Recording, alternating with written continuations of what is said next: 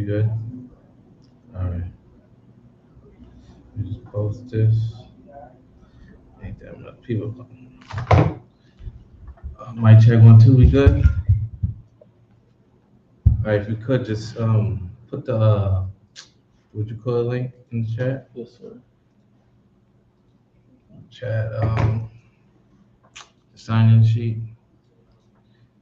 Everybody who's watching, share, like, all that good stuff. You don't need to start in a few seconds. All that good stuff.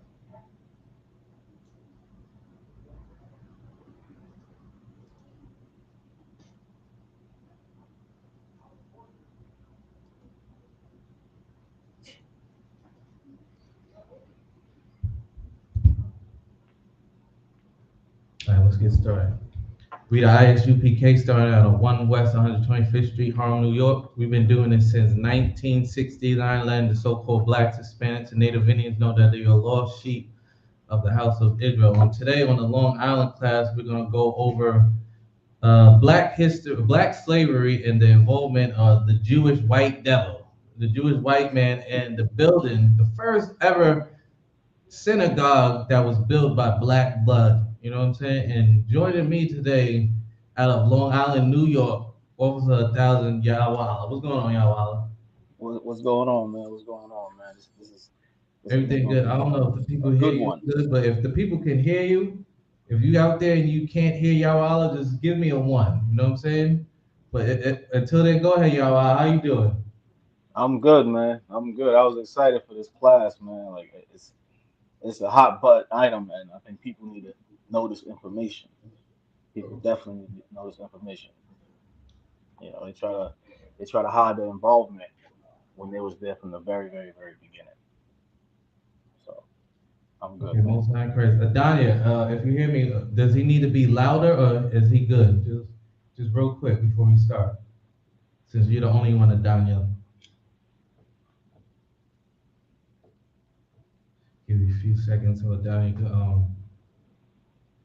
comment. But listen, class so great, you had to come in and be a part of the class. All right, he's good. All right, the most high Christ, the water, Adanya. But let's get started, man. If I could, right? We got that much time. Let's get right into it. Let me get Romans 1 and 25. Put that on the screen for brothers and sisters. Romans chapter 1, verse 25. You know what I'm saying? Because you know Kanye West is hot, the hottest thing right now. He's talking about black people, you know what I'm saying, are the Jews, and he's getting ridiculed for saying that. You know what I'm saying? You're oppressor trying to suppress the information, maybe because it might be an important secret. Maybe it might be important for blacks, Hispanics, and Native Indians to know that you are the lost tribe of Israel. You are so-called blacks, Hispanics, and Native Indians. You are the children of God. Maybe Kanye wasn't wrong. Maybe he ain't so bipolar as people think he is. You know what I'm saying? But if you could, Yawala, if you have it, just read the verse real quick. Romans chapter 1 and 25. Right. It says, "Who changed the truth of the Most High into a lie? It says what? Who changed the truth of God into a lie?" Right, and that's important. Listen, it's so important. I gotta do this 3 times. You know what I'm saying? Because brothers and sisters outside had to hear this, and people in class gotta hear it again. It says, "Who changed the what?" Who changed the truth of the Most High into a lie? Right, and that's important. People gotta realize this is the truth of God, man. The truth of God is that so-called blacks, Hispanics, and Native Indians are the children of Israel, man. You know that little boy John in the street running up and down. He's a child of God. You know, the sister that braids hair and do all types of stuff and the charity work, guess what? She's a child of God. Right. But these bastards, you know what I'm saying? I want to say something else, but it'll be a hate crime. You know what I'm saying? These unseasoned flower people, they're not the children of God, man. I know it's funny, but listen, go ahead, Ashar. The pale chameleon. Yeah, the pale chameleons, you know what I'm saying? The unseasoned chicken, the sun dodgers. Listen, we could go all day with it, but listen, they are not the children of God. The children of God is the so-called blacks, Hispanics, and Native Indians, and it's a lie that they change. Remember, it says, who changed the truth of God into a lie? Because you got to remember, there was something that was truth before. So they had to change it around and lie. And this is the greatest lie that's been ever told upon the face of the earth, that blacks, Hispanics, so-called blacks, Hispanics, and Native Indians is not the children of God, that we're niggas, spicks, wetbacks, redskins, whatever they want to make fun of us and being monkeys, whatever. But the truth is that we are the children of God. We belong to the Most High God. He cares for only the 12 tribes of Israel, nobody else. And we're supposed to be above all people. That is the important part of this truth of God. And the lie is to keep us oppressed and suppressed and depressed and all those oppressions. You know what I'm saying? That's supposed to keep us at a low state. Lying to us is supposed to keep us what? In slavery. Because you think you ain't gonna amount to nothing. You think all you can be is a drug dealer or a gangbanger or a whore or a prostitute or whatever you think that's nice on the radio. That's all you think you could amount to. Hell, we don't even think we could live to be 18 or 21. Some people is happy that they made it past their 18th birthday, while what our oppressor could die of a good old age in his damn Mercedes and mansions and with all his grandchildren away to do what, to pass down the money to his next generation. While we got to worry about what the hell we gonna eat for dinner, what the hell's gonna come. What about my job? You know what I'm saying? Our jobs could be taken away in a heartbeat, especially nowadays. We worry about check to check. Well, that's why it's important that what? Read it again. It says, who changed the truth of God into a lie Right. and worshiped and served the creature more than the creator. Right, and that's the point. It said worship and serve the creature more than the creator, and that's what and that's what we do. We worship and serve a creature on the goddamn earth, a vagabond that goes around and does what things a creature would do: drink blood, don't take showers. He do everything that a beast of the field does. And guess what? We want to be just like him. We want to do everything just like him to the point what? We want his women. We want his jobs. We want his suits. We want his culture. And he don't even have a goddamn culture. Everything that he has, he done had stole it from everybody. But yet we want it. That's why it says, and worship and serve the creature more than the creator. When the creator is the one who gave us everything here, man. We want to serve the creature that does what? He blows everything up. He goes to space, and what he does, you know, he set an atom bomb out in outer space, right? Go Google that. Go watch how crazy it looks to set an atom bomb in outer space. And that's what he did, huh? No, you don't have to get it. It's not that serious. Let them go see it. It's the point I'm making is we shouldn't be doing that. We shouldn't be dropping nuclear bombs anywhere. But because we serve and worship the creature more than the creator, they get to do anything they want. Even them, even not even being a black, Hispanic, and Native Indian, other people serve them. Other nations want to be like this creature. They love him so much. No, not knowing this is the devil. This is the person that's going to destroy everything. And this is why it's important for us. I don't care about them, but for us to come back to the Creator, because the Creator is going to make sure that no one touches us, that nothing happens damn near to the agriculture, the planet, and whatever. Because when we rule, everybody's going to rejoice, like the scripture says. But when this bastard isn't ruling, guess what? Everybody got to mourn. You don't know if your job's going to be here tomorrow. You don't know what's going to happen. What? When a hurricane comes, are they going to take care of us? No, they're not. Guess what? Your light bill's still going to be due while you got a swamp in the middle of your living room. That's how much of a devil this bastard is. And this is why it's important we need the Creator, especially at this time, right? Now, let me get one more scripture, and we're going to go right into this article. Let me get Romans 9 and 6. So let me get Romans 9 and 6. Same book, but different chapter. Romans 9 and 6. And y'all, whenever you can read it. And remember, you can say whatever you want to, Romans, y'all. okay. Romans 9 and 6. Right, Not as though the word of God have taken none effect, for they are not all Israel, right. which is of Israel. Right, and this is important. It says, "Not do the word of God have taken none effect, but they are not all Israel, which is Israel." Listen, this letting you know, everybody that says they're Israel don't mean they Israel, man. Don't mean they're Israelite because he looked dark skinned and black. And what's up, buddy? What's up? What's up, my nigga? Don't mean he's Israel. What's his name? Bar Mali, right? Look just like a brother. He's a devil. You understand? So that should let you know it don't. It's not even about skin complexion. It's letting you know it's about blood. It's about who's your. Oh, sure. No, go ahead. Or even the extreme opposite. Blake Griffin, his father is a black Haitian. Right. Blake Griffin married a white woman, and now his child is like a full-fledged blonde, blue-eyed baby. Absolutely. But he's a brother. That's right. Look like goddamn. What's his name? Justin Timberlake. Paul Walker. Look like Justin Timberlake out there. But the point I'll make it. It don't matter. The ISUPK is the only place who don't judge people of color, man. You could come in here, you gonna look like goddamn what's the green dude from now the Incredible Hulk.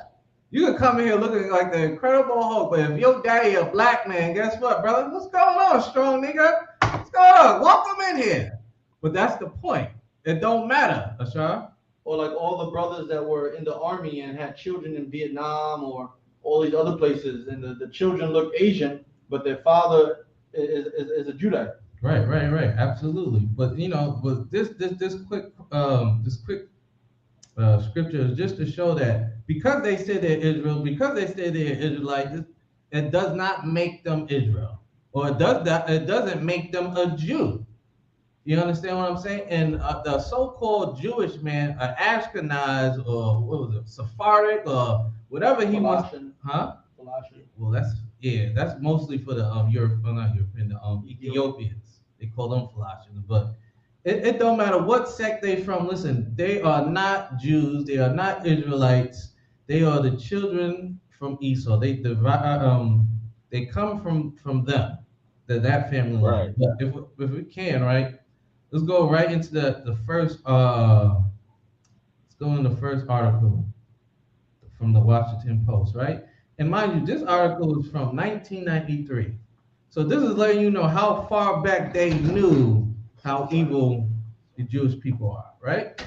So if I could, I'll just read the title of the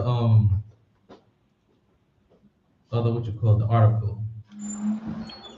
The title of the article is Half Truths and Right. History: The Debate Over Jews and Slavery. Right. So it says this debate over Jews and slavery. And so you gotta remember, they saying Jews because they think the white people over there in Israel is Jews. In reality, it should say Jewish and slavery. Or it should just say the devil and the Israelites. Right. Because in reality, that's what they did. They put Israelites in slavery, which is an abomination. But whatever you can, y'all, I'll read what you want or where you want to start off at. Because I know All some right. of the Just stuff just up top is still up. right. Just for some context. Right. So there's been debates about the Jewish involvement with our slavery, and the problem is, especially with the media being controlled, you can't say these things publicly or what have you. But in the research for the debates, right, they noticed that there's a way that they're trying to get away with saying they wasn't involved, right? Right. So the first thing they try to say is, well, we wasn't really involved in the American slave trade, not as much. We wasn't primary people.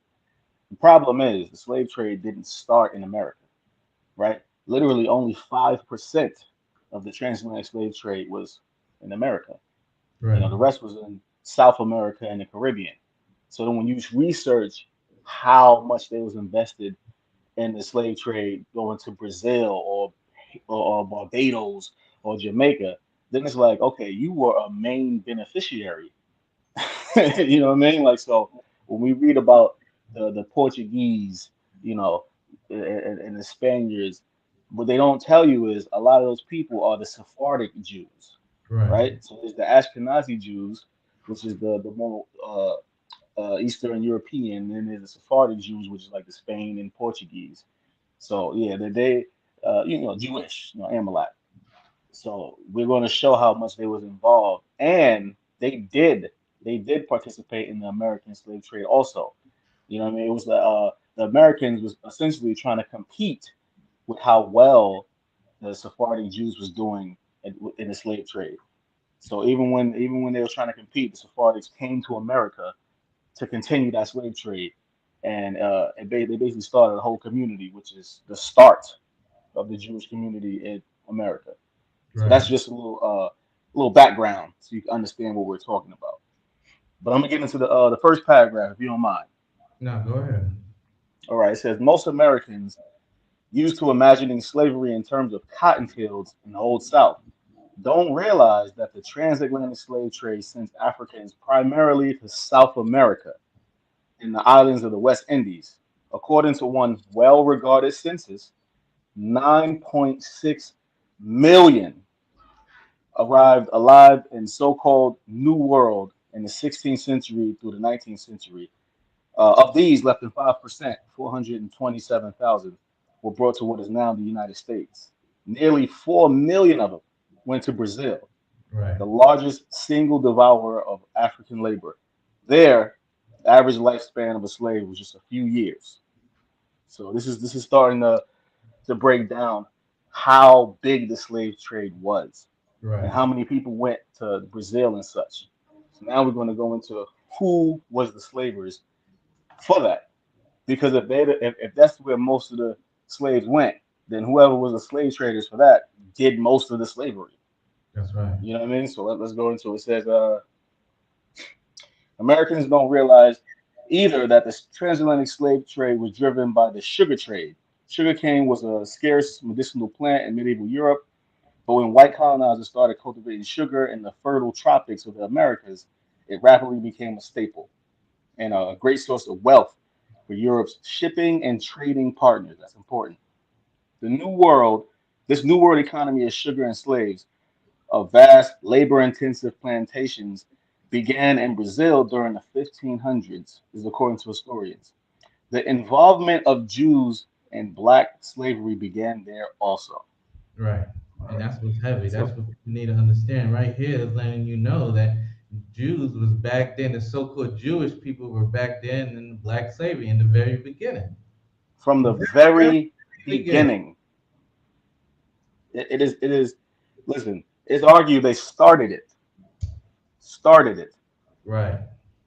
All right, so let's continue. It says Brazil, the Portuguese were first to colonize Brazil, and Sephardic Jews from Portugal were among these early settlers. Okay, so they're the ones who was the settlers who colonized Brazil, right? This is why Brazilians speak Portuguese to this day, to today. Right. All right, so that's who set that is the colonizers. Though the Sephardic Jewish man was the Christopher Columbus of that time. You know, settling Brazil and colonizing Brazil, to where Brazil doesn't speak their native language to today. They speak Portuguese. Right. It says the Sephardic Jews in It's early. Portugal were among the first settlers. Go In ahead, its sir. early years, Hey, hold, this is hold on from one second, y'all. No, it's picking up where you left off. Oh no, all right, no, go ahead. Sorry. what is that? Now go ahead, y'all. I'll say it says in its early years, right? Seymour B. Lieberman. So this is a Jewish historian. This is where this information is coming from. Like it's their own history. It's not like it wasn't a secret then. This is 1993. It wasn't a secret then. It's Right. becoming more, a thing where you can't speak about it today. So this is from Seymour B. Lieberman, if anyone wants to read it. And it's a book he wrote called New World Jewry, right, from 1493 to 1825. Brazil was built by Negro slaves, 400,000 between 1570 and 1670. It's the hard work and calculating preservation of the Jews. It says some background is essential. The Sephardim, that is the Jews of Spain and Portugal, had Right. flourished for centuries in the Mm-hmm. Iberian Peninsula, right? In 1497, they made up an estimated 20% of the Portugal's population of 1 million. Yeah, Right, so you that's can't make the claim. great. Salakia? Now go ahead. I said, so you can't make the claim. It was just a few. It was a small amount. They were 20% of the entire Portugal population. Right. You know what I mean? And there was the settlers. There was the main shipping and merchants of Portugal. That's who went there. Just to really hammer down on that point. It says, but that year the king of Portugal compelled the Jews to convert to Christianity. This is important because this is where it comes to where people try to muddy the waters, right? So it says, but that year the king of Portugal compelled the Jews to convert to Christianity. It says Spain has similarly forced its Jews to convert or flee 5 years earlier. It says while many Jews left Portugal, others indeed were baptized and became quote unquote new Christians. Despite the church's persecution, some continued to practice Judaism in secret. They became known as Morenos, Mm, right? So if you look at Portugal today, there is a religion of the Morenos, right. right? We all white. Okay, that's coming from the Jewish man who was forced to convert to Christianity and started, basically practicing Judaism in secret. That still rings today. Like if you go, you search it up, you'll see they're there today. So even the Christians who was a part of the trade, the slave trade in Portugal, they were still the Jewish man. They just was forced to convert. They couldn't say they was Jewish anymore. But that's still the same people. It's the same people, right? Right. Let's see. It says new Christians were drawn to Brazil, in part because it was far from the seat of Inquisition, but also because South American colony was a place where Sephardim could apply their established expertise in trade and sugar cultivation, right? So that was what they were known for, the slave trade. Soon, a Sephardic community thrived in Brazil's pivotal port city of Recliff. When the Dutch, then unique in Europe for their religious tolerance, took control of Brazil in 1630, the Morenos there were able to practice Judaism openly again. During this time in Brazil, Jews owned a small percentage of the sugar plantations, but were the predominant retailers of slaves in the colony. This is according to another, Jewish historian. These are their own records hold this to be true. Like, don't Right. just think this is just some black radical. This is their records. They're saying it, which means, which is important, they know. Right. They are very aware And of them. what's so crazy about this? This is the main reason on why Germany wanted to execute the Jewish, because they were doing the same things there that they're doing right here. You know what I'm saying? Yes, They're taking over all the economy and the banks and this and then suck everybody else dry. and you know what's funny? Like when you look at it, right? You look at what was happening. Germany was dead broke. There was bread lines, right? So yeah, there's a certain group of people who was in bread lines, Right. and there was other people who had gold in their teeth. That's right. Do you understand? Like when you think of how they was taking back all the wealth to Germany from the Jewish man, like they was pulling out teeth and all this. Where did all that gold come from?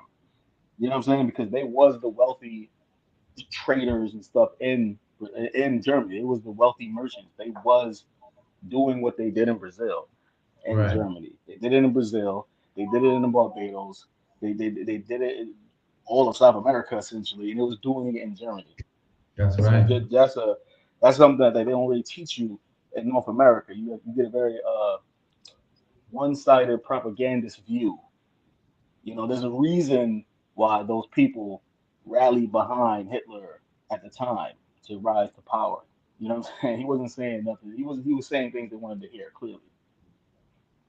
That's neither here nor there. That's just an example. Right. Right. Right. Right. But wait, let me do this last little part. It says the shipping of Africans to Brazil was monopolized by the Dutch West Indian Company. Now everyone knows that company is famous, which sold Right. them, right, at public auctions against cash payment, That's right. right? And this is important, right? And, Because and when remember, you this is just like how it, and letting people know this is just like how it was at Wall Street. Wall Street, right here, this is how Wall Street started. right, right here, did the same thing. Where the brothers and sisters would sell you for cash payment. But go ahead, y'all. Right now, that's a great point you hit on. It's the reason why Wall Street is next, is where it's located, where it's by a port. There's a Right. reason why it happened there, because they would come in with their slaves and they would have an auction right there, right off the ship. That's You know, right. and they would put them on an auction block and sell them. Like and it's the same people who doing it, by the way. Right? They were merchants. This is what they were famous for. Down to companies started being formed at the auctions. So That's right. the Brooks brothers, who are here today, Brooks Brothers, the clothing, what they were famous for was buying clothes, like was selling clothes for the slave once you bought them, because they were sold naked. So then Brooks Brothers were like, well, here's the clothes you can clothe your slave. Like businesses formed right around the auction, just from that whole economy of us.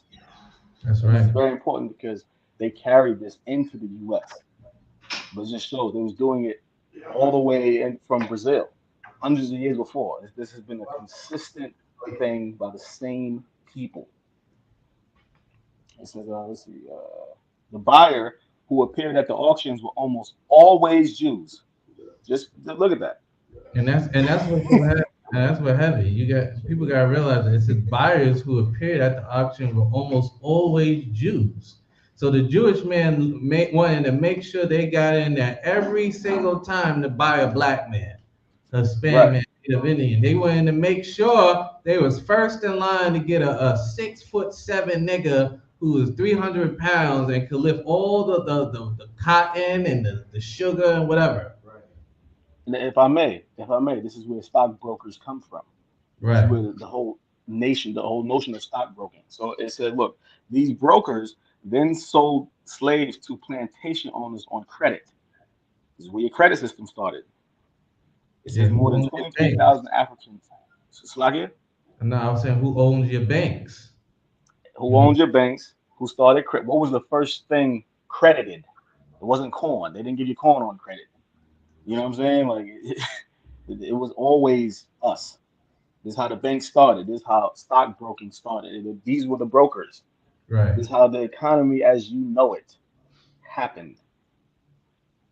Where am I? These brokers. These brokers. Yeah, my computer just Cash Want me to pay. read it for you, sir? wait, I think I got it. Read it for him until he finds it. Concept. These brokers then sold slaves to plantation owners on credit. Hmm.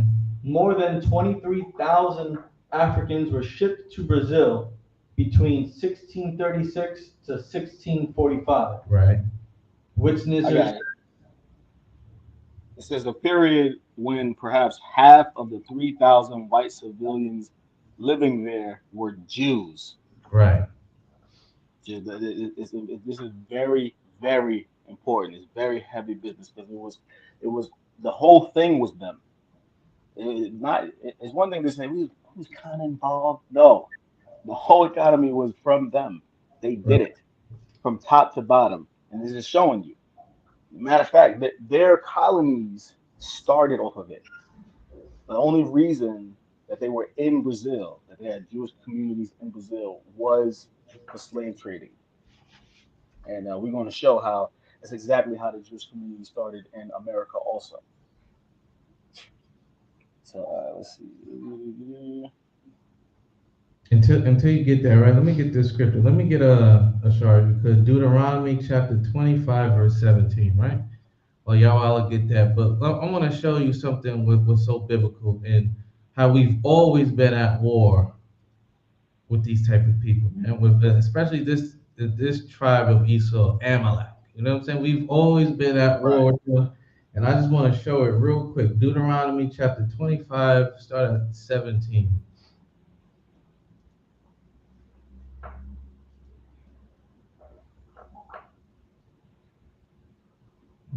Whenever you can, he's looking for something to show. Deuteronomy 25 and 17. Right. Remember what Amalek did unto thee by the way. Go up some. That's towards the end, right? So go to Deuteronomy 25:17, right?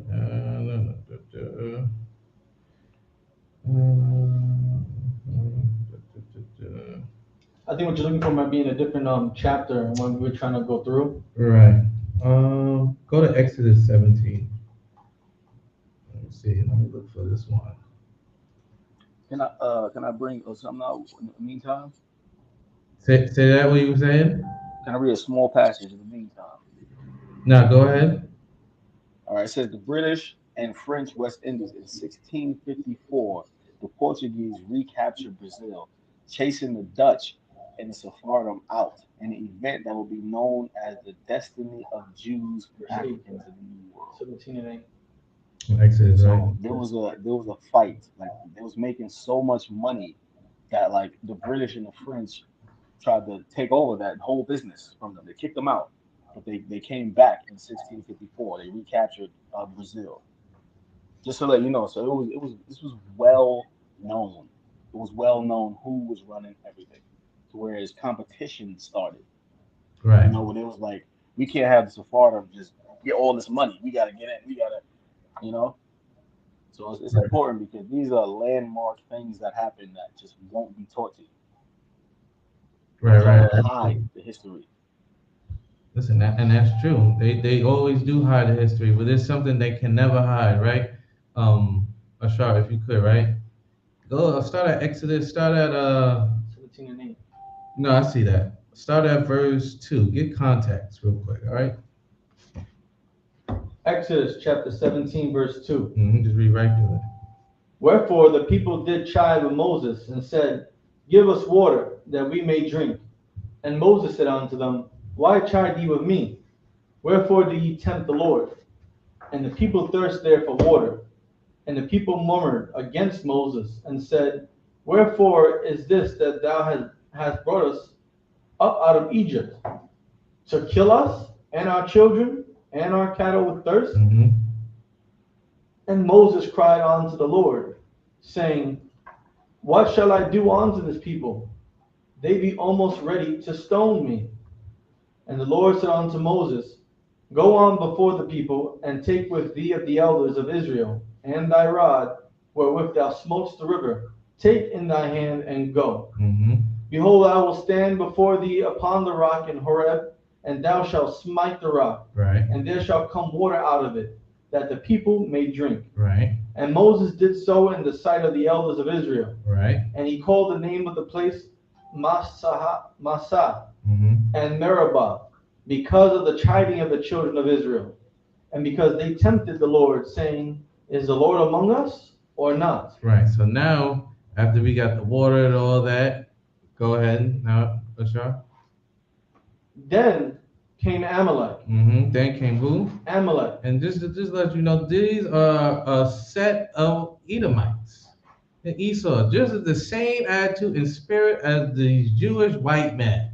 And they saw us getting drinking and all types of stuff right here by this rock. And what happened to Shah?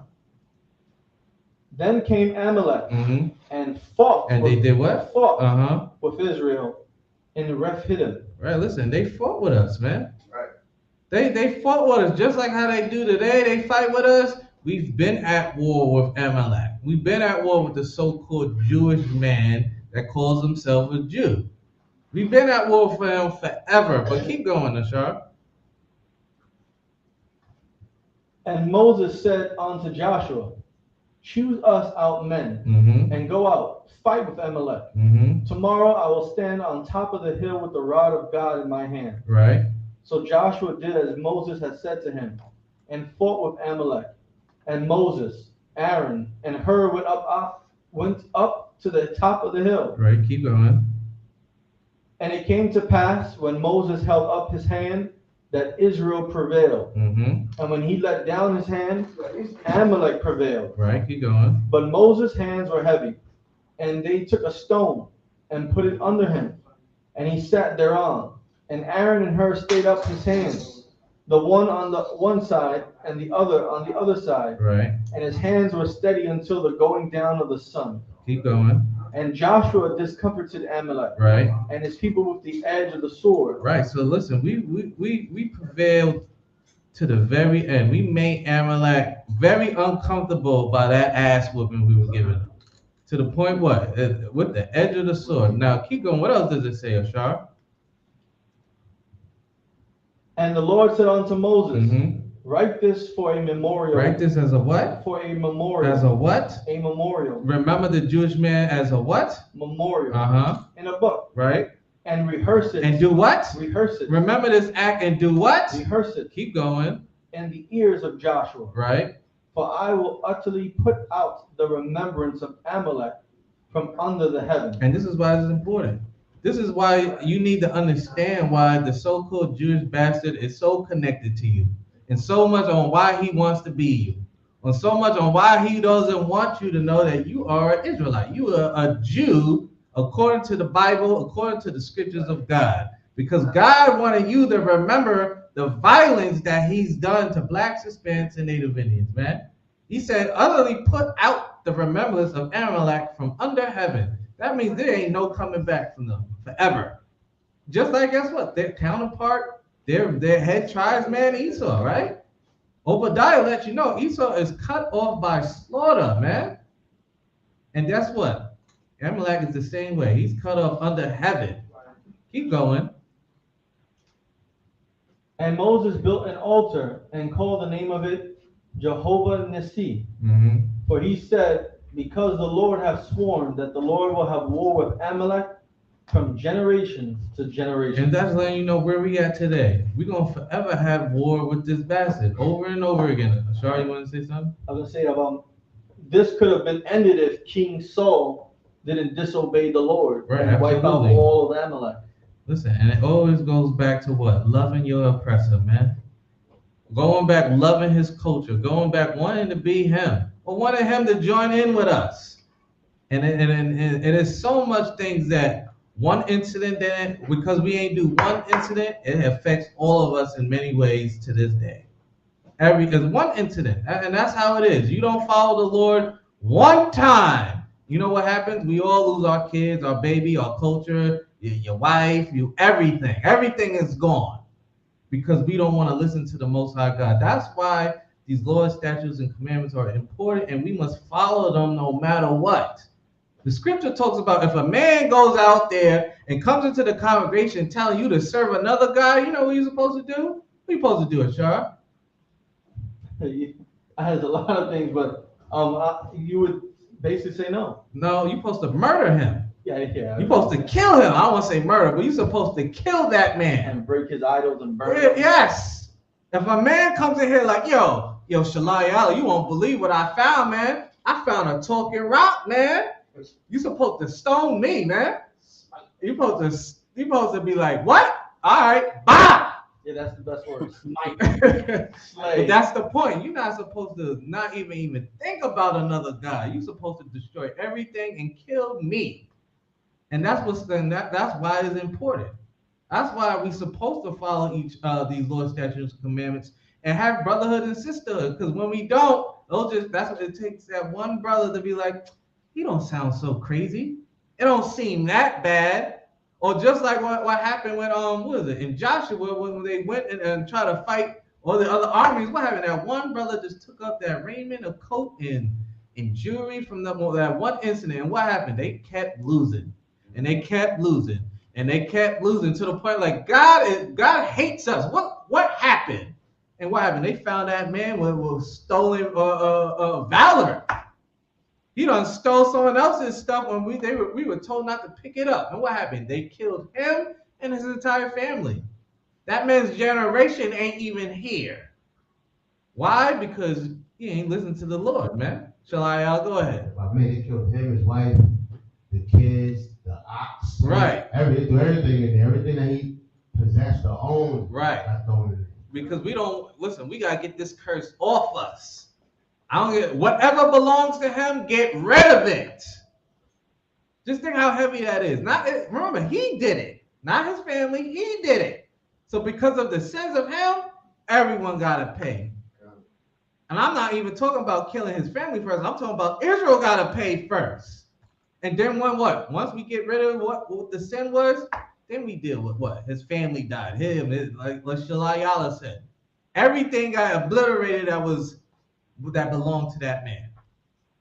But if I could, right? Let's go back to the other article. Yawala, you want to say anything? Yeah. I'm ready. I want to get into how like the American slave trade ties into this. Right. Also, how many like people don't understand how many places was established because of this. Black people, because of our condition, we just think about America. We don't think about how your slavery established the world, not just America. You know what I mean? So I'm going. It's a few paragraphs under. It says under the auspice of the Like, Dutch. sure. Also, What you say? you saw the Washington Post article.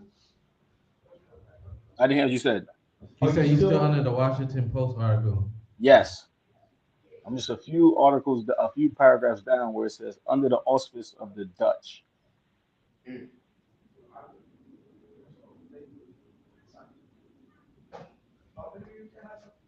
Right, bro? Uh, Is that it? Yeah. Constance. So it says under the auspice of the Dutch, Sephardic Jews also had a direct hand in wholesale slaving. Right. This is Mm-hmm. from another Jewish Amalek historian, Arnold Wenster, has pointed out.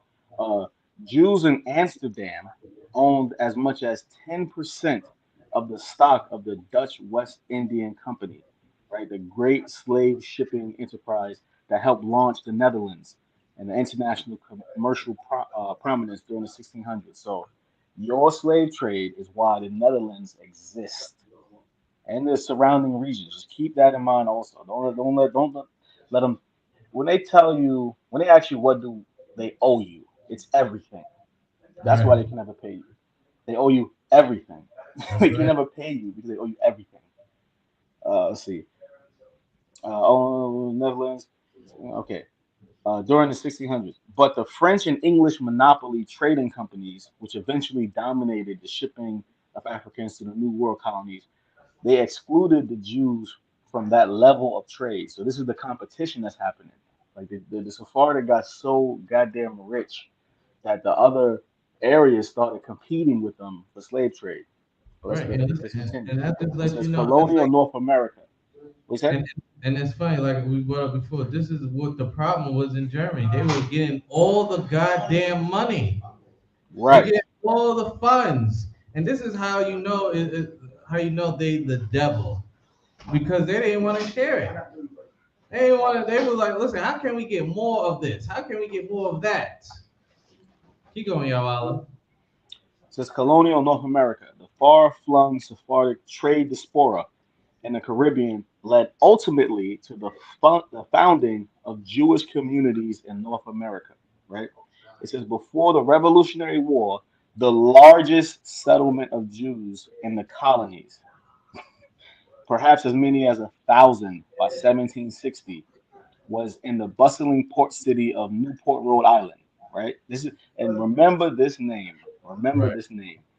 Aaron Lopez, formerly Moreno in Portugal, laid the first cornerstone of the Newport's Congregation Synagogue in 1759. The building now is a historic site.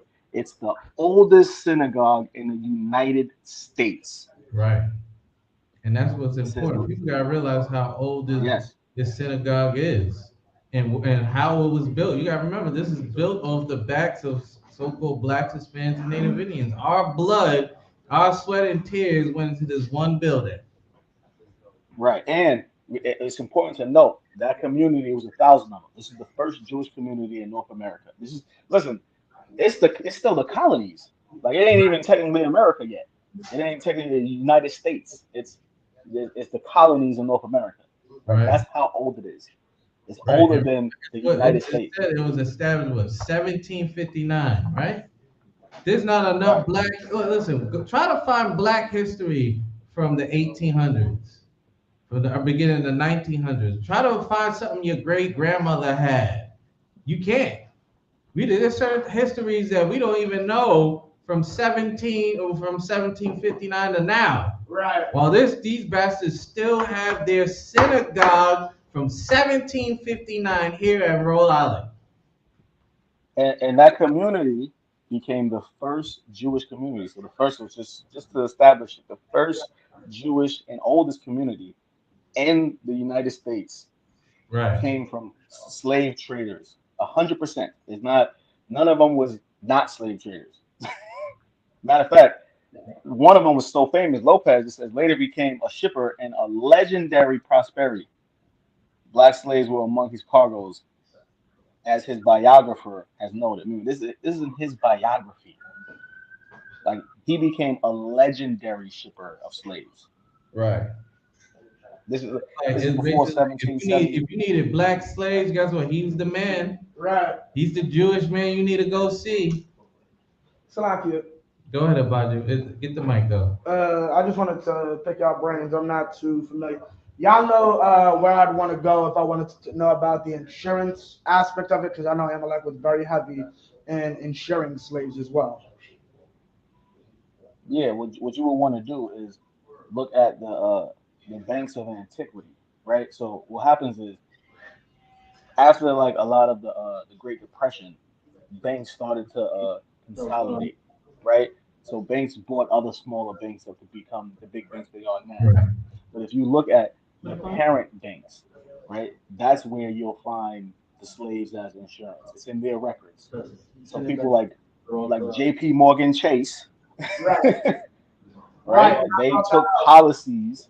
They took policies out on slaves. What you got to understand is insurance was for slaves. There was no Right. reason to insure a house because people built houses. Salaki got cut off. He went out. Yo, Allah, if you Oh, he's back. say it again, we can hear you. Calm. Say it again. Can you hear me? Yeah, we can hear you now. Say it again. Oh, I said, remember, like insurance was for slaves. It was to insure slaves. It's not like people was insuring houses because people built their own houses. The banks didn't own them at the time. Like the thing you would insure was slaves. It wasn't tools. You know what I'm saying? Like that is what insurance was. It was to insure if this slave dies. Right.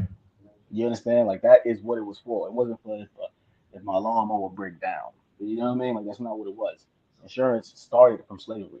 And as you proved earlier, brokerage was mainly for slavery. Like this is the basis. When people say like the basis of the economy was slavery, this is what they're talking about. Like the slavery, remember, for example, if slavery established the Netherlands. Period. Wouldn't be there. Slavery, you know, the Portuguese slavery established Brazil. Right. You know what I'm saying? Like it established America. You know, as you can see, the French and the English was basically fighting with the Sephardics to take control. They was going Right. back and forth with it because this there's no like the free labor. It's hard to understand how much is being gained. So, for example, when it said that it was 9 million slaves in Brazil, right? Just for perspective, right? If you were to add up everyone working for Amazon in the whole world, everyone working for Walmart, everyone working for Apple, I'm talking globally, it wouldn't make up 3 million people. That's right. And Amazon is $1 trillion company.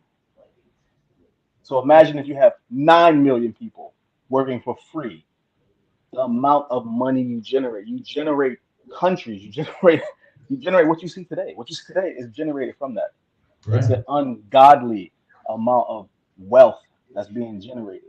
Right. And the thing about it, you gotta remember, this is years of years Right. and years of working us without Right. paying us. Centuries, right? Right. So you gotta realize how wealthy and how much money we've made for this country. Not just for this country, but for everybody. So it's almost hilarious when I hear black people talk about reparations because Right. it's impossible for them to give us back reparations. Right. They have to give us the world. They Right. have to. The world has to be exchanged for black people Right. for us to get repaid back, and they know that. Right. That's why they'll never be Be an able amount, to. Yeah. Never. About get the mic. John, I got it. Oh, okay. Okay, now I had another question. Yes, I had another question. Okay, since we talked about Brazil, I just wanted to clarify. What do you exactly know about how is it? Well, yeah, I said insurance, but this time their dealings more so with the business aspect of what was done to the Northern Kingdom of the Hispanics.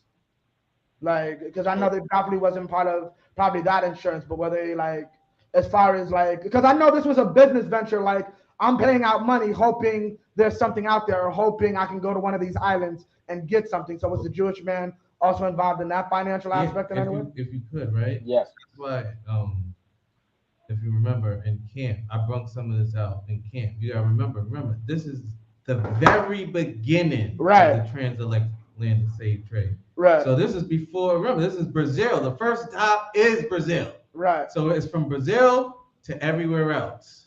Right. Everywhere else. Whatever you can think of, they've been there since the very beginning. So their hand is in everything. Even if it's not in everything, it's in everything because they were there from the beginning. Ashar? God. That's good, brother. And I'll get right back to you. And when you go back up into the article that also Yahweh Allah was reading, it shows that not only were 20% of Portugal's population Jewish people were the overwhelming majority of those invested or using or promoting or pushing slave trade in Brazil. Right. And out of the 3,000 settlers in Brazil, half of them were Jewish. Right. Right. And listen. You also have to understand that's being kind. That's coming from a Jewish historian. Like that's even saying half is being kind. Right. They're trying not to look as bad as they are. Like I would say way more than half, because that's the reason they're there. The reason you have them in Brazil. You have to understand, they had to teach the Brazilians Portuguese. That's right. Why you're there with people you can't even speak to? Mm-hmm. You understand? Like it wasn't just half of them. What was the rest doing? Chilling? Like nah, it was all of them. But to be kind, they're saying, oh, about half. You know, they're trying to soften up. You know what I mean? Even though half is terrible, I would say more than half because of the whole reason they're there. Like, put it like this: if I move there, I'm a broker, I'm a slaver, right? And I move with my family, and my son, he might not be, you know, a slave. He just might be my son. He's a young kid or whatever, right? Like, but he's still involved because the reason he's there is because his daddy. Like, you understand what I'm trying to say? Like, right. When you got to think about that when you count all these numbers. Like, even the people who are not involved are involved. I mean, it's their families that's making the money, that's doing the thing. You know, he might not have a job on it, but he's still there, he's still involved. And then, like you were saying, his son benefits from it. His son or his daughter's children. Till today. Oh yeah. Listen. Now wait, before we let me just I just want to, because that the guy Aaron Lopez, right, who became that historic slaver and such, right, and they established that synagogue. It's important to know what synagogue that is, right? So just for the public, this is the Toro Synagogue in Newport, Rhode Island. Right? There's a Toro Synagogue in Newport, Rhode Island. Like they're the oldest synagogue in the United States. That's right. And if we go to their website, because they're still around and kicking. Wait, hold on, y'all. We're gonna put the other website on the screen. Right. So everybody can see it. So they can know this is on their website. They ain't hiding it, no nothing. It's just blacks, Hispanics, and Native. We don't give a damn about the Jewish people and what they did. They put it right here in front of your goddamn face. The only problem is they're just being ambiguous. You don't even have to go to history, Ashar. You just go down. Fair enough. right on the just roll down. Listen, that's how blended it is. You don't even have to press a button. Just go straight down, and the devil's gonna tell you right in your face what he did. It says the history of Toro Synagogue, the first Jews in Newport, right? It says the first Jewish immigrants in the small but growing colony of Newport, Rhode Island, arrived from where? Barbados in the Mm-hmm. mid to late 17th century, possibly as early as 1658. They were primarily of Spanish and Portuguese origin. Their families had migrated from Amsterdam and London to Brazil and then to the islands of the Caribbean. Now, we just read why they went there, what they were doing there, right? They're being they're not telling you why on the website, but they're telling you where they're from. They're Mm-hmm. essentially giving you the outline of it, right? There was a small community that came from the Barbados and Portugal and Spain, and they was Sephardic Jews of the slave trade. Right. And this, let's continue. Let's continue. Let's see. It says they were not given full right to citizen. They could not vote nor hold office. But Rhode Island's religious tolerance meant that they were safe and free from persecution. In Newport, they formed a congregation, Nephews Israel, Scattered Israel, uh, the second oldest Jewish congregation in the United States. By 1677, the community realized the need to acquire land for a Jewish burial ground. The two of the original immigrants, right, Mordecai and this is Moses, whatever. I don't care about their last name. Purchased a lot at the corner of what is now K and Toro Streets for this purpose. So this is the actual synagogue in Newport, Rhode Island. You Right. can go there today. This is the this is the start of the Jewish community in the United States. Right. The Jewish And you know, community in and the this, United States. The reason they are even in the United States is from your slavery. right. And if I could, right, and this is right here, literally, this is why I'm saying this is literally the synagogue of Satan in the flesh, the actual first building. Literally. And so that's letting you know, listen, the scriptures don't never lie, man. You might not see it then, you might not see it then, or you might not see it now, but please believe in the future, you're gonna see the scriptures live in effect, and you're gonna want to know, God damn, this day ain't never wrong. Like you can't tell me the whole the mark of the beast with Kanye West in the banks and come to life this week or last week, whenever Kanye said it. It literally came to life. Where guess what? They blocking everything because why? His mark is the mark of the beast is the philosophies of this world, and he's going against it. He's going against saying black people, the 12 tribes of Israel is Judah. Even though he's saying it wrong, he's letting you know, black people, guess what? You are the children of God, and that's going against the mark of the beast, man. And because of that, we gotta stop you from buying and selling, no matter what. And Kanye West was the first example of that, man. And many more prophecies will come true. And just wait and see. Wait and see, because that's letting you know we're absolutely in the last days, man. And so-called blacks, Hispanics, and Native Indians need to get ourselves together. You don't got all day. That's one thing black people love saying. Listen, I'll do it tomorrow. I got enough time. I got enough time. Nigga, you don't got enough time. What makes you think you got time? I don't got enough time. So if I don't got enough time, I know these simple niggas out here don't got enough time.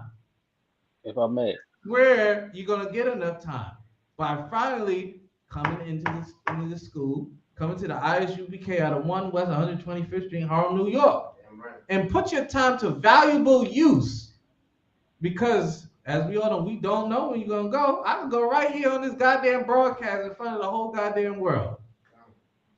I don't know when I'm gonna go, but the point is, I'm gonna go at least telling my brothers and sisters to get their act together, because I love you.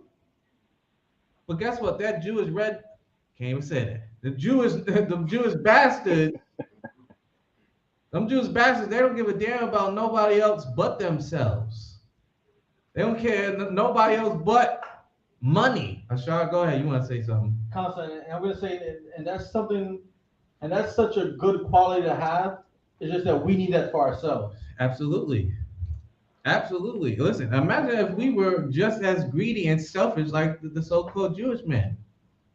We will be making it, man.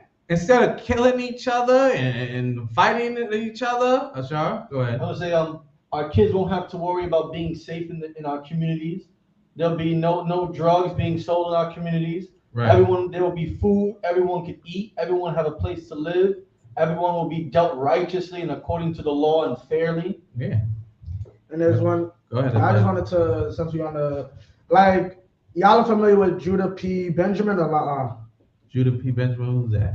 Basically, Judah Philip Benjamin served as the Attorney General, Secretary of War, and Secretary of State for the Confederacy.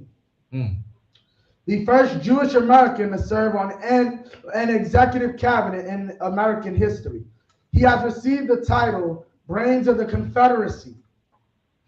I'll repeat that again. A Jewish man was called the brains of the Confederacy. Listen, I'm not surprised anywhere because a Jewish white man will be somewhere in the cracks with the roaches, the trying to figure out how he could take over them. Right. You know what I'm saying? But the point, what makes that so heavy? Of course he was, because why? They've been doing it since the 1500s. Right. So of course they know the qualities of a black man, a Hispanic man, Native Indian, because I sold them all for this long. Go ahead, Abadja. Nah, this is just about. The reason I know about this man is because I happened to be in a thread or a post or whatever, watching white Amalek cry over what is that 13th tribe, and they brought him up as one of their heroes. Like this is an American hero that you should a Confederate general. Right, of course, absolutely. But go ahead, yo. If I may, can we pull Revelations 2:9? You got it, sir?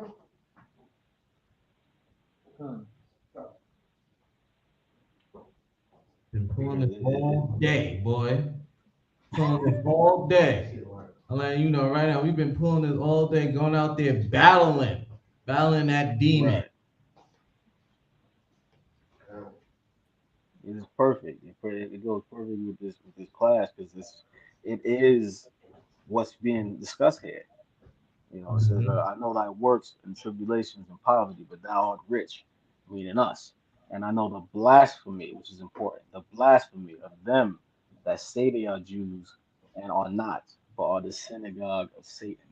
And we are looking at it right now. You know what I mean? Remember, the Jewish, the whole community comes from this community in Newport, Rhode Island. Right? So, I mean, if this is the first synagogue, I mean, all the synagogues after that is coming from this. That's right. All of them. So, if this is the synagogue, this was where the cornerstone was placed. All of them come from this. And people gotta realize, this synagogue was built 1759, and it's still here.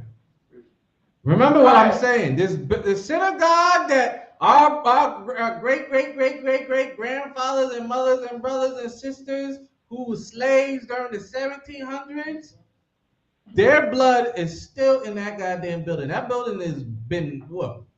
Reinvented. What I'm looking for? Reinvigorated, refurbished, restored.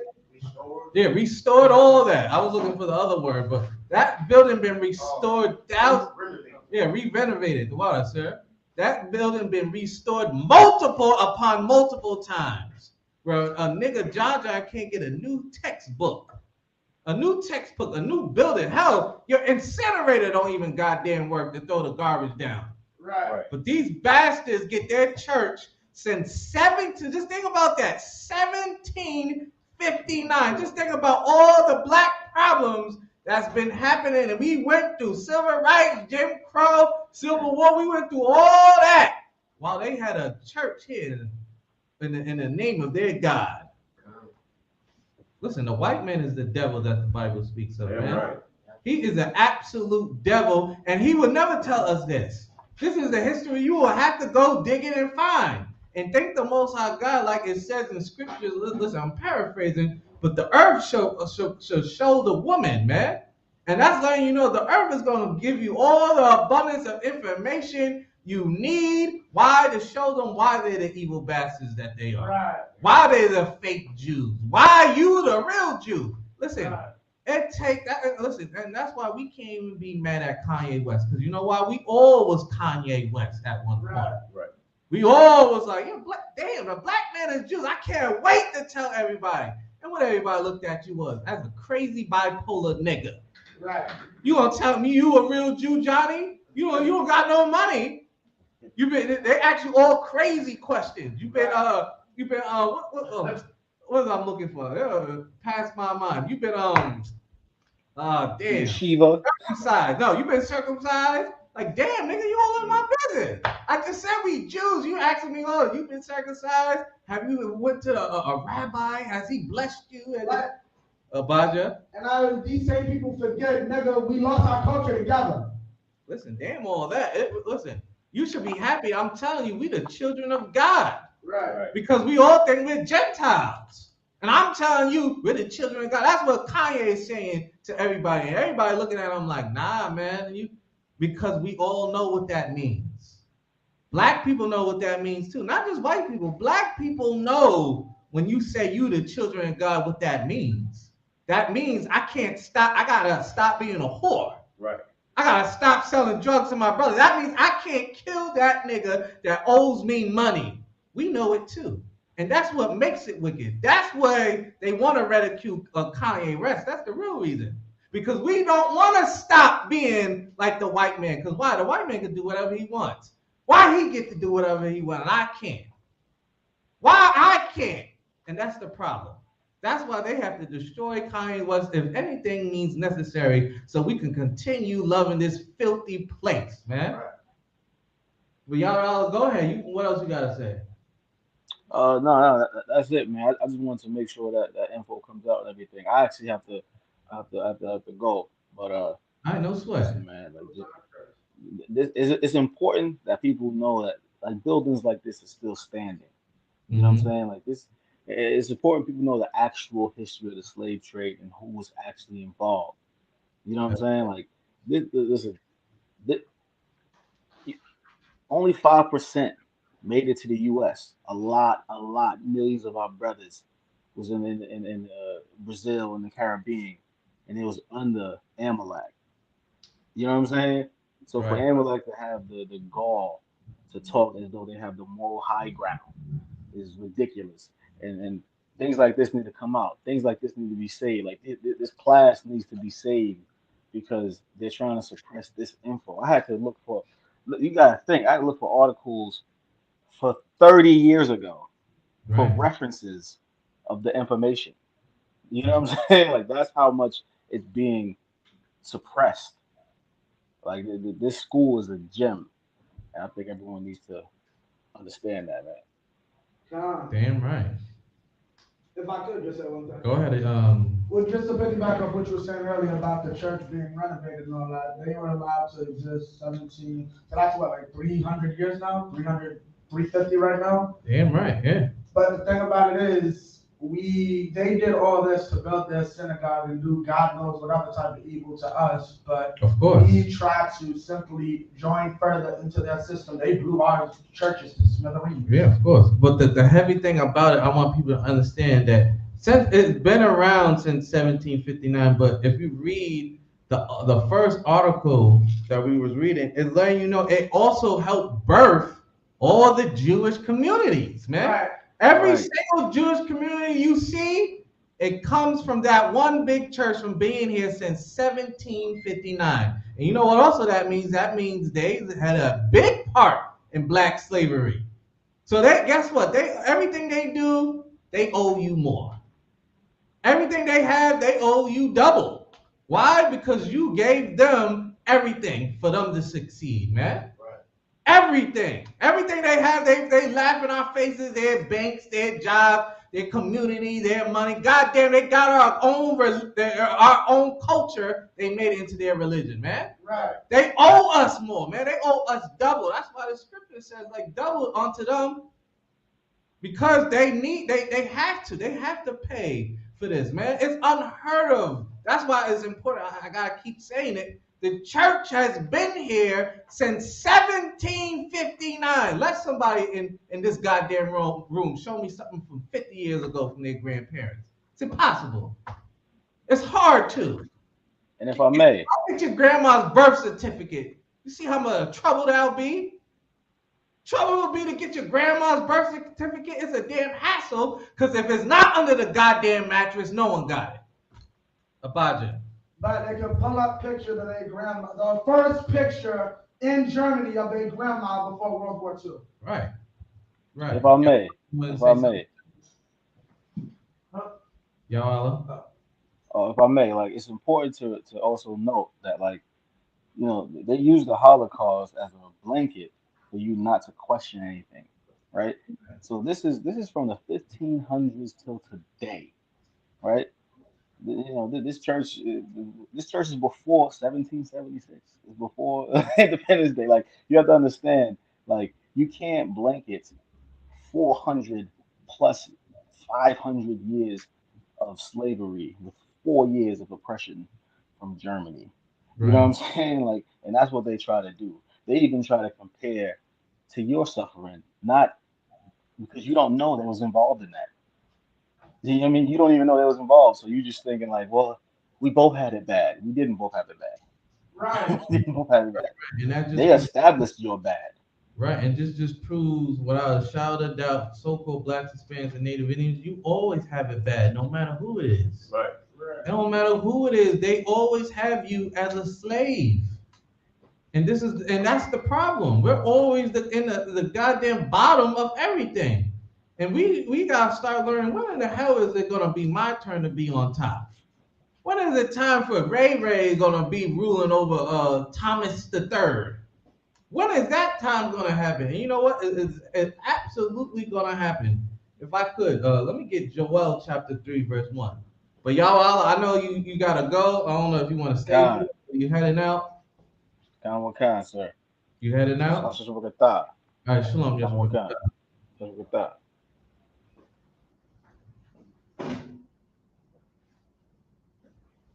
Yeah, but let me get Joel chapter 3, verse 1. Listen, that was Officer 1,000 Yawa Allah, Long Island, New York, man. Give that brother a hand.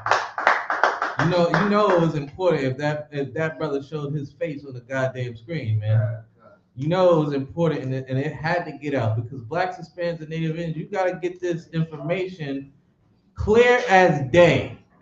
You know what I'm saying? You got to get clear as day to understand why it's important. We're trying to bring to you that the Jewish community started from black slavery. Right. That's important to understand. Very important, because why? They're in all our goddamn communities, man. You want to know why they're in your communities? Because I sold you, and I want to make sure what you're doing. Just like your regular old oppressor, they just the same. That's letting you know, no matter where they're from, if he derives from Esau, he's a devil, man. I don't care what kind of tribe he's from. Listen, Esau got many tribes, but I know one thing: they all devils. Right. They all oppress everybody. They have the same spirit. Ain't nothing new about them. I don't give a damn if they have money or they don't have money. Listen, I'm gonna say this real quick. At the end of camp, guess who came up to us talking about we broke down scriptures wrong? Just take a big guess. Take a big guess, Haryala. Who came up to us talking about we broke scriptures down wrong after camp? Take a big guess. Who did? Go ahead, give Haryala the mic if you could. Guess who came up to us after camp and try to tell Shalayala, you broke that down wrong, brother. Who was it, Haryala? Who came up to us after camp and said we messed up on scriptures? Sound like something Jake would say. Nah. What? Don't tell me the Jewish. Yes, absolutely. Absolutely, yes. A Jewish man, after we said everything at camp. You didn't think I brought this out at camp? I brought it out in a camp style so people could hear it. It's not, I can't do it the class setting. God. But we said everything about the Kanye West, black this and that. You the greatest. Until we broke down everything, cameras is away. We all headed in the van. Guess what? He has the balls. This homeless, so-called homeless Jewish man. You broke that wrong. You broke that down, brother. You broke it down wrong. Yo, bring up Job 30 and 30. Bring that back out. Where was this when we had the mic in? That's how they are. That's the characteristics of a Jewish man. He's a coward on screen. But when nobody's listening, guess what? He's calling your bank. He's calling his friends. He's calling everybody. Shut him down. Right. Don't show him this. Don't do him that. But on air, what he's going to do? He's going to laugh and pretend everything's fine. I love Kanye West. Close his Chase bank accounts. That's them. That's the Jewish man to the T. And this is why, go ahead, Ashar, read what you got. Joel 3:1. Uh-huh. For behold, in those days and in that time, when I shall bring again the captivity of Judah and Jerusalem. Right. So right here is letting you know. So let me get there real quick. It said, I should bring again the captivity of Judah and Jerusalem. So right here is letting you know it's going to be a time where we're going to bring up what we're talking about today again. We're going to talk about the captivity of blacks, Hispanics, and Native Indians. We're going to talk about Jerusalem. We're going to talk about it was great, it's ours, it's blah, blah, blah, all that. It's going to come up again. Because you got to remember, nobody was talking about slavery like this before. Go back 10 years ago. You wasn't hearing nothing about this. You wasn't hearing about a black man being a Jew so crazy, especially if you was on the corner where we was speaking, right, where we was teaching. You ain't hear about this. Right. You too busy in the world. Now all of a sudden it's World War III around the corner. Everybody want to be a goddamn black man, a Jew, right, an Israelite. Everyone want to be an Israelite. Why? Christ about to come back and cut some goddamn heads off. Everybody want to make sure their candle lit all of a sudden, right? Keep going, Ashar. Answer. Verse 2. I will also gather all nations. I will also do what? Gather all nations. And will bring them down into the valley of Jehoshaphat. Keep going. And will plead with them there for my people. And for my heritage. And this is what's important. He said, I will bring all these nations down and will plead with them there for my people, for my heritage, Israel. And that's letting you know we belong to the Most High God, man. We his property. We are his property. Just remember that. Remember, there's a scripture talking about what? Children belong to the Lord, right? Why? For our heritage. And that's letting you know our heritage, that's a property. That belongs to him. And we're his sons, right? So that means we're the property of the Most High God, his heritage. Keep going, Ashar. Whom they have scattered among the nations and parted my land. Keep going. Constant, verse 3. And they have cast lots for my people. And remember, this is what they've done. They've cast lots for my people. They don't remember. I brought this out of that camp. What they do when they were selling one of our brothers on Wall Street? One of the 3, 4, 5, 6. You want to one for the black man right here? 1, 4, 5, 5 right there. Can I get a 6? Can I get 7? Can I get? They did that. They cast all types of lots. They cast all types of money and gambling just for a black man, Hispanic man, Native Indian man, woman, child. They did all that. That's how valuable we were to them. Keep going. Concern. And have given a boy for an harlot. He has done what? Given a boy for an harlot. He has done what? Given a boy for an harlot. Just think how wicked they've done to our black men. Our boys that's supposed to grow up to be warriors. They done turned them into a whore, into a harlot, into a prostitute. That's what our men is now, man. They're damn near worse than women right now. Why? Because they want to be women. They want to be whores. They're harlots now. But what else does it say? Keep going, Ashar. Godson. And sold a girl for wine. They did what? Sold a girl for wine. And that's how valuable our women are. They're just as cheap as wine. Cheap as wine. Listen, we go to the liquor store. Wine bottle will be like $10, $6 for y'all. That's how cheap they think a black, Hispanic, and Native Indian woman is. We sell her for wine. Keep going. that they might drink. Mm-hmm. Let's end the verse. Keep going. Oh, counsel. Verse 4. Yea, and what have ye to do with me, Mm-hmm. O Tyre and Zidon, Mm-hmm. and all the coasts of Palestine? So remember, around this time, these are the people who stole us, who took us, who sold us into different nations. So the Lord has said, what have ye to do with me? Keep going. Will ye render me a recompense? What does that mean? I wish so some people would hear what does that mean, man? It says, I will render me a recompense. That's saying, how are you going to pay me back? Right. You stole something that's so precious and special and valuable to me. How are you going to pay me back for taking my children? Keep going, Ashar. And if ye recompense And me, if you pay me back, swiftly and speedily, will I return your recompense upon your own head. Listen, they're saying, and as soon as you pay me back, I'm going to repay you back for taking my children, man. For taking a so-called Black, Hispanic, a Native Indian and forcing them to work for you for free for how long? Almost damn near 600 years. I don't give a damn what they say 400. It's more than 400.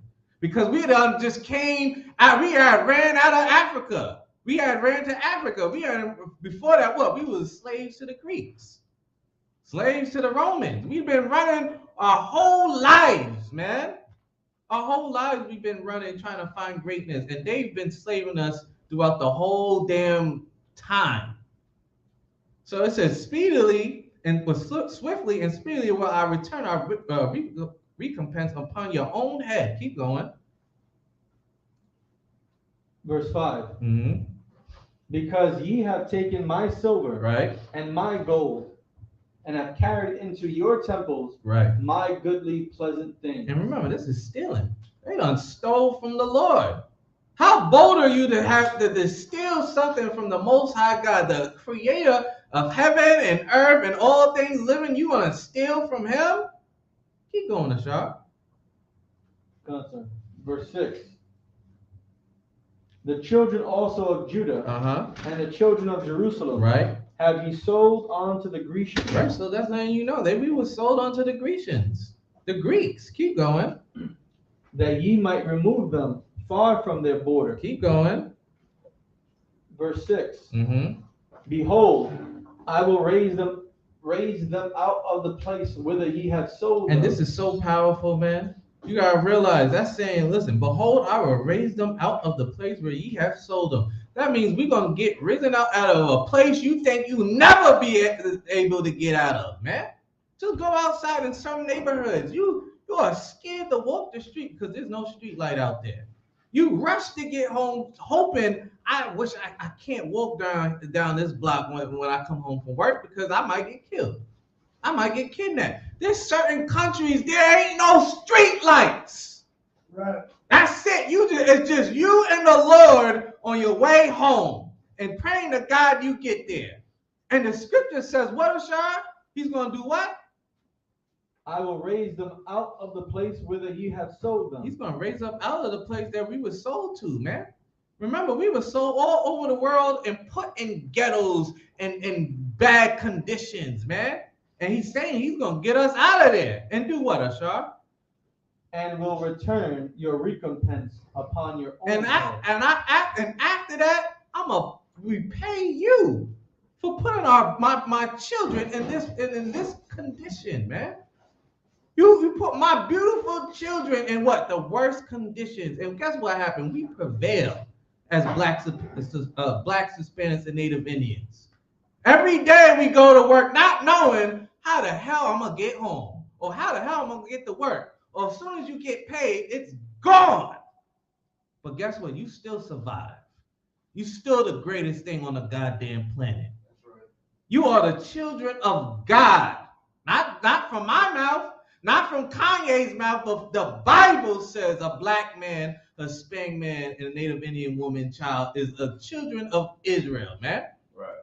And he said, once I lift you out of these places, I'm going to repay the people who did that to you. And what they're going to do is, Shah, keep going. What's going to happen to our oppressor? Verse 8. And I will sell. I will what? Sell. I will what? I will sell. I will what? Sell. That's a beautiful word, man. The Lord said he's going to do what? Sell. Your son. Wait, what? I will sell your son. No, it can't be. Who? Your son. And your daughter. Wait, hold on. What? Wait. You got to remember, our sons and our daughters were sold all across the globe and in the four corners of the earth. But the Lord says, if you come back to me, if you serve me, once I get you out of these places, I'm going to repay your oppressor by what, Ashar? I will sell your son and your daughter. Right? Into the hand of the children of Judah. Into the hands of who? The children of Judah. That's the most beautiful thing you can ever hear as a so-called black man, Hispanic man, Native Indian. Right. That's like, you know, you're going to own a white boy and a white girl. You're going to be able to own Timmy. And guess what? Let him go through the pains and tribulations you went through. Or your family members went through. Because guess what? They swear they want to be black so bad. Well, guess what? Be a nigga for 1,000 years and get back to me. Have your father not being around for 50 years and have him pop back up in your life for a year and see how that feels. Right. Let's you go to school knowing your mother hoard the whole night so she could give you lunch money. Let's see how you feel about that. And how is that going to happen, Ashar? And I will sell them, and I will sell your sons and your daughters into the hand of the children of Judah. That's a beautiful thing. Keep going. And they shall sell them. And we gonna do what? Sell them to the Sabians, to a people far off. Right. For the Lord has spoken it. For who has spoken it? The Lord has spoken it. No, me, officer 5,000 Quran. The Lord has spoken it. No, Shalaya Allah. The Lord has spoken it. No, Ashar, because he's reading. The Lord has spoken. The Lord has spoken this, man. This ain't my words. This ain't Shalaya's words. This is not even the ISUPK's words. These are the Lords of the Lord, man. The Lord is telling you, if you come back to him, you're going to be able to own a white boy, man. A white girl. You know how amazing that is? Just think about how precious the world treats a white girl. She gets a goddamn Amber Alert. She gets a goddamn Amber Alert when she just went up the block and go pick some goddamn daisies. They want to go send the Air Force out to look for her. Right. But when a black girl goes missing for months and years and centuries, we talk about it later, talking about, well, listen, we tried our best. We didn't know what happened. And what happens? If Jeffrey Dahmer comes out of the blue and say, yeah, I murdered her 30, 40 years ago. Sorry. Listen, the white man is the devil that the Bible speaks of. Right. And that's why you deserve to own a little white boy and a little white girl. Because the world sees them as so precious and the Lord sees them as slaves, man. And that's what makes it great. It's because now they can finally understand why it is to be a nigga. The Jewish white man wants to be a Jew so bad. Well, guess what? Go through 1,000 years of slavery. Go through me selling your family in front of you and you crying to me, please don't sell my family. And I laughed with Shalaya Allah and said, you know what? She sold already. I sold him. He's gone already. Your son, your daughters, they're sold off to already to work their duties. Because guess what? We saw it. We went through that. We cried and moaned and did everything. And guess what? We still had to pick cotton the next day. We still had to do all these atrocities to make America rich, the Jewish man rich, to the point what? They have a synagogue since 1759, man. Show me something that from blacks, Hispanics, and Native Indians we had since 1759. And don't tell me slavery. Tell me something else that we can show that's ours from that time. Nothing. Absolutely nothing. And this is why it's important for so-called blacks, Hispanics, and Native Indians. We need to come back to the Most High God. We need to follow these laws, statutes, and commandments. And then maybe, you know, that last church right here, that synagogue that's been built since 1759, maybe that will be the only last artifact of America. And then we could come here and just show them, you see this building? These was supposed to be great people. It was great people. They had so much money and fame in this, and look at them now. They're desolate. They're destroyed. And that would be righteous. Why? Because they did it to us. They're still doing it to us. And this is why, as a dire need for Blacks, Hispanics, and Native Indians, we need each other more than ever. But with that, we the ISUPK coming out of 1 West 125th Street, Harlem, New York. We've been doing this since 1969, letting the so-called Blacks, Hispanics, and Native Indians know that you are the lost sheep of the house of Israel, the children of God, the 12 tribes of Israel, whatever you want to say, that's in the Bible, man. And remember, we're under Commanding General Yohana. He ain't never left the goddamn truth, man, ever. Right. But with that, we have prison programs, we have food drives. Remember to subscribe to Israelite headquarters, Yonkers, Israelite, what was it? Yonkers. Go ahead. No power Yonkers. Right. Let it be known. Mm-hmm. ISPK on Connecticut. Israelite headquarters. That's right. Black Watch. Right. ISPK IAT. Mm-hmm. All that. We're gonna get back on the scene with UPK Bronx too. We got a YouTube channel. Damn right. Listen, subscribe to the Bronx too while you at. Wait. Go ahead. Wait for a video to come up. But with that, Israel, I say shalom.